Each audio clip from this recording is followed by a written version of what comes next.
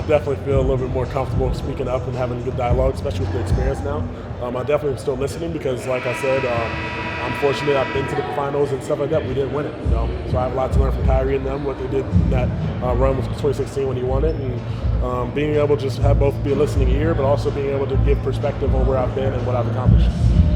You had a chance to watch the first round takes live with all that's possible. What are your impressions of them? They play with great energy, I'll say this about both of them. They're great human beings, even just conversations that we've had, the way they're willing to listen, the way that they're really trying to get better, just not only for their own personal growth, but for the team's growth, is something that you admire because rookies, you never know what you'll get. Especially, and the thing that both of them I think will improve on is just not with their builds, growing into their bodies a little bit. Derek does a good job of staying vertical, but he has to do a better job of absorbing contact, using not necessarily coming down with his arms. And then Omax is slowing the game down for himself, with him, how paceful he plays and how downhill he drives, and understanding that, making the right read and maybe one less dribble or making sure you get to the basket and finish with aggression.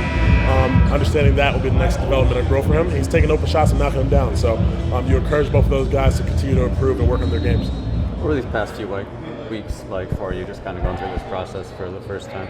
Yeah, very difficult. Just because, restricted free agency is terrible, I would say. Like unrestricted, you have a good understanding of where you want to go and stuff like that. But restricted, you're pretty much on a waiting game. You want to make sure that you have the offers that are available to you. You understand where they are, but also you have to understand that even though those offers are available, you might get those, and then the team may match them, or the team may be asking for something more than what necessarily other teams are willing to give, and you may miss out on money there. You may have a situation where you just are trying to figure out, like teams may have a very big idea and perspective of what they want to do and accomplish, then they get the guys in free agency they sign, they may change their whole entire their plan. So it's definitely an interesting process. Restricted free agency, I feel like it's a little bit different than unrestricted, but I still think free agency is a little bit both fun, but also a little bit nerve-wracking a little bit because you want to know where you're going, you want to know what's happening. So we're playing in Abu Dhabi in October.